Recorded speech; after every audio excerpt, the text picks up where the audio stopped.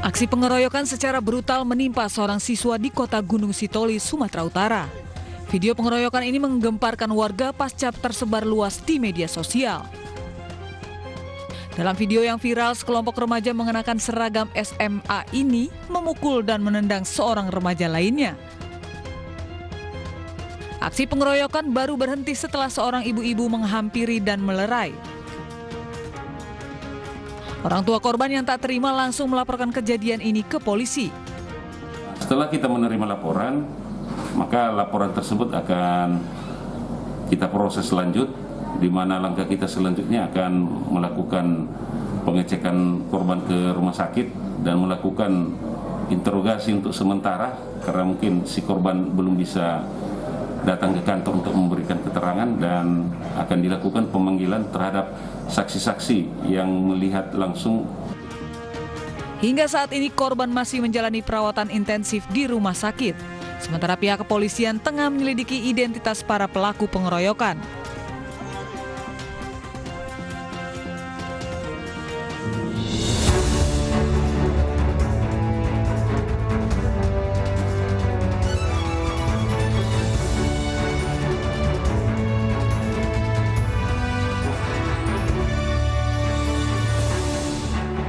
Selamat petang, selamat bergabung di iNewsroom. Di sini kita akan bahas isu-isu fenomenal, kontroversial, dan krusial yang menjadi sorotan bersama saya, Abraham Silaban.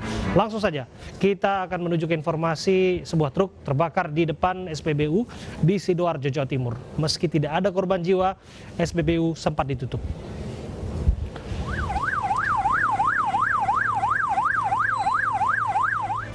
Sebuah truk bermuatan spon dan styrofoam terbakar di depan sebuah SPBU di kawasan Taman Sidoarjo, Jawa Timur. Dalam sekejap seluruh muatan hangus terbakar. Beruntung pengemudi dan kenek truk berhasil menyelamatkan diri. Menurut keterangan saksi, kebakaran terjadi ketika sebuah truk melaju dari Krian menuju Surabaya. Tiba-tiba saja truk berjalan pelan ke tepi jalan. Tidak berselang lama muncul percikan api pada bagian mesin dan beberapa kali terdengar suara ledakan. Sejumlah pekerja SPBU yang panik berlarian keluar SPBU. Akibatnya, operasional SPBU sempat ditutup sekitar 45 menit. Dari arah barat ya, ke arah barat. Habis itu melipir ke samping. Nah, pengetahuan supirnya itu ada konslet dari sebelah mesinnya, dari listriknya. Terakhir itu merambat ke muatannya, kebetulan muatannya itu spons. Jadi cepat untuk merambatnya apinya itu langsung bakar. Bangkai truk yang terbakar langsung diamankan polisi, sementara pengemudi dan kenek truk diperiksa di Mapolsek Taman Sidoarjo.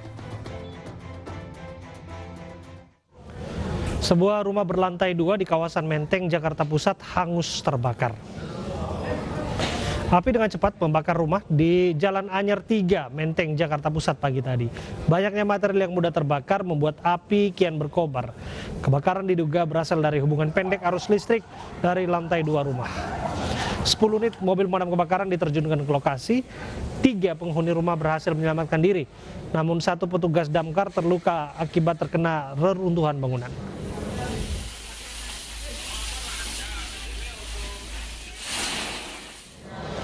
Pemirsa, para peternak ayam di Blitar, Jawa Timur membagikan ayam dan telur gratis. Akibat antusiasme warga, kerumunan tak terhindarkan.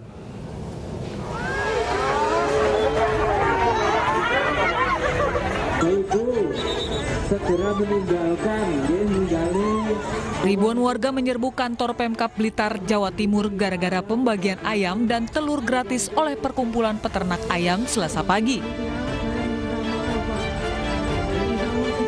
Acara bakti sosial tidak berjalan lancar karena menumpuknya warga. Bahkan polisi yang mengawal acara ini kewalahan karena jumlah warga sangat banyak. Untuk memecah kerumunan, pembagian ayam dan telur dipecah di beberapa tempat. Demi keamanan ya kita arahkan ke beberapa tempat biar nggak terjadi kluster baru. Ya. Dipecah ke beberapa tempat ini Pak tadi? Yang untuk wilayah kabupaten di depan Pemkab, di depan DPR, di Pasar Kanigoro dan perbatasan dengan 511. Untuk kota mulai Jalan Melati sampai Puluhan. Rencananya 20.000 telur akan dibagikan kepada warga. Namun tidak bisa dibagikan karena kendaraan pengangkut telur kesulitan masuk lokasi akibat warga berkerumun. Agenda kita hari ini adalah aksi keprihatinan peternak Blitar Raya. Dengan agenda seperti sebagaimana sudah tersebar ya, ada pembagian ayam gratis, ada pembagian telur gratis, ada bazar telur mulai dari perbatasan Blitar Kediri menuju sampai sini gedung DPRD Kabupaten Blitar. Tapi melihat keadaan yang seperti ini yang tidak memungkinkan untuk kendaraan-kendaraan kami menuju ke titik depan Kankap, maka kami rubah. Warga sebelumnya mendapat info dari media sosial dan selebaran tentang adanya pembagian ayam dan telur gratis, sehingga berkerumun di depan kantor Pemkab Blitar. Kerumunan ini melanggar protokol kesehatan di tengah pandemi COVID-19 yang belum usai. Tawuran antar kelompok remaja terjadi di kota Probolinggo, Jawa Timur. Sekelompok remaja saling serang dan viral di media sosial.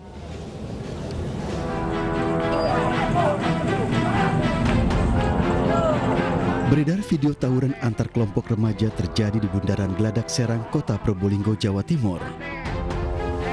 Dalam video ini tampak sekelompok remaja saling serang dan kejar-kejaran. Hingga kini polisi masih mendalami kasus tersebut. Tawuran diduga dipicu akibat saling ejek dan geber motor sehingga salah satu dari kelompok tersebut tersinggung dan kemudian saling serang. Nanti kita tindak lanjuti, kita selidiki. Karena nggak ada laporan ke Polsek, nggak ada laporan. Jadi nanti kita akan selidiki siapa yang berbuat dan siapa yang harus bertanggung jawab. Itu yang pertama. Yang kedua, saya menghimbau pada masyarakat. Ini kan masih pandemi level 3 untuk Probolinggo Kota.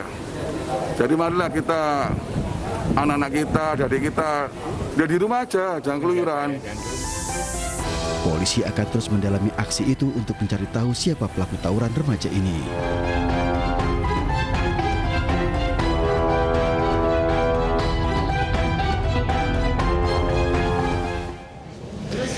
Polisi berhasil menangkap 3 orang penembak seorang ustadz di Tangerang, Banten. Para tersangka merupakan aktor intelektual hingga eksekutor.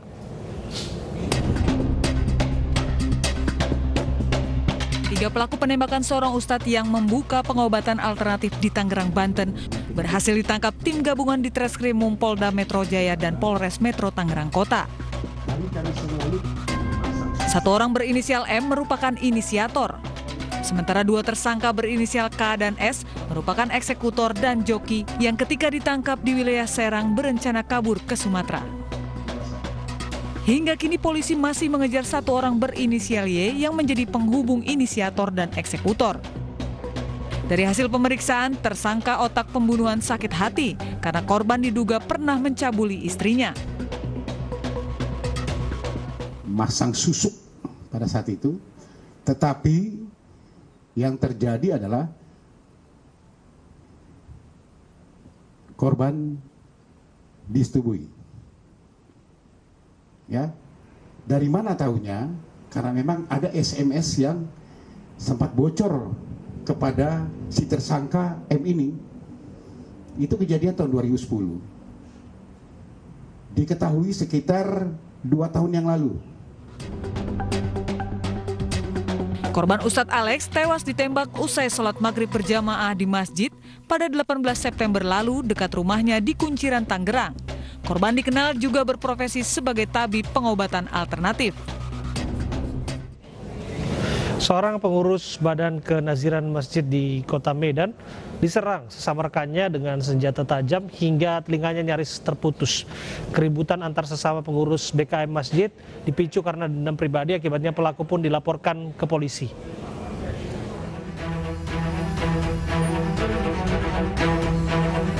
Keributan antar pengurus Badan Kenaziran Masjid atau BKM terjadi di Masjid Rayudatul Islam, Jalan Putri Hijau, Kecamatan Medan Barat, Kota Medan. Usai sholat maghrib di dalam masjid, korban bernama Syawal Syah mendapatkan tindakan kekerasan dari seorang rekannya yang juga sesama pengurus masjid. Awalnya korban dan pelaku terlibat keributan terkait persoalan pribadi. Pelaku yang emosi kemudian mengambil senjata tajam. Tapi dia memang bayi buta, gini kan ke leher saya. Yang pertama nggak kena, leher ayunnya lagi nggak kena lagi kan. 3 kali dia ini nggak kena juga, yang keempatnya yang kena. Karena saya udah bingung mau terpojok saya kan itu. Polsek Medan Barat menyatakan telah menerima laporan dari korban Syawal Syah dan kepolisian sudah menaikkan proses penyidikan menjadi sidik. Namun begitu, pihaknya masih menunggu koordinasi dengan Polrestabes Medan karena keduanya sama-sama membuat laporan terkait kasus tersebut.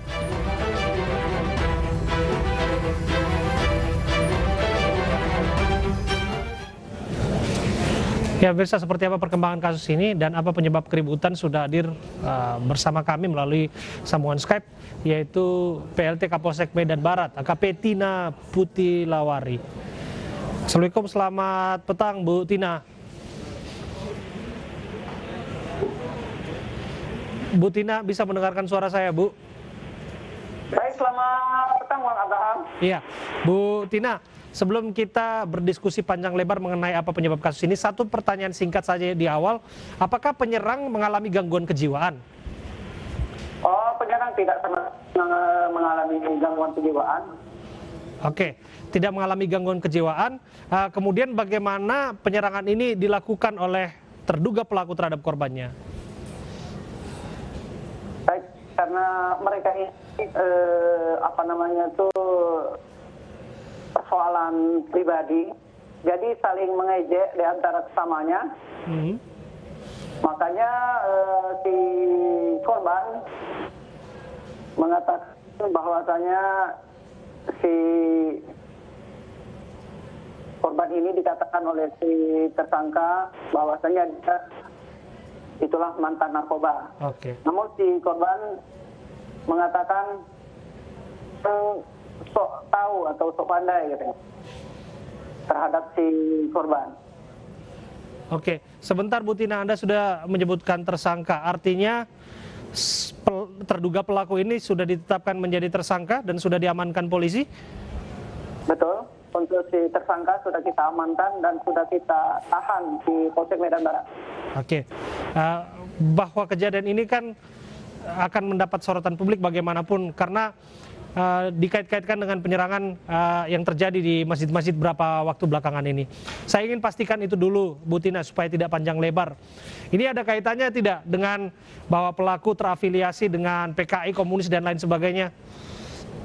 Tidak, sama sekali tidak ada kaitannya dengan hal itu. Kejadian ini murni dendam pribadi daripada kedua pelaku ini. Oke, korban diserang karena dendam pribadi dan kemudian antara korban dan pelaku ternyata saling kenal, begitu ya Bu Tina? Betul, saling kenal mereka ini. Oke, bisa dijelaskan hubungan antara keduanya sampai ada saling ejek, disebutkan bahwa korban adalah mantan pengguna narkoba, kemudian sampai emosi dan terjadi cekcok sampai, mohon maaf ya, telinga nyaris putus ditebas oleh terduga pelaku. Baik, karena si korban ini tinggalnya di Binjai. Dia bukan penduduk asli daripada sekitar masjid. Jadi hanya singgah ataupun relawan yang sedang melakukan ataupun melaksanakan ibadah di masjid tersebut. Oke. Apakah ketika penyerangan itu tidak ada yang berupaya untuk melerai, mengantisipasi adanya korban yang jatuh? Ada yang melerai untuk kejadian tersebut, sehingga si korban bisa diamankan ataupun dibawa ke rumah sakit oleh kedua belah pihak ini.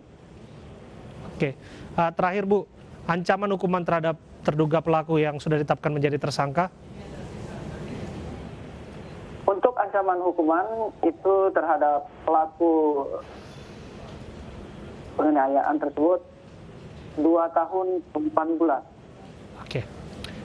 Kiranya ini menjadi pelajaran, apapun yang terjadi bisa diselesaikan, cekcok diselesaikan baik-baik ya Bu, apalagi ini terjadi di seputaran masjid, rumah ibadah begitu. Terima kasih Bu Tina sudah hadir bersama kami untuk mengklarifikasi apa yang terjadi. Fenomena bayi yang dicat silver dan diajak mengemis mengundang keprihatinan publik. Jangan kemana-mana, kami hadirkan informasinya untuk Anda saat lagi.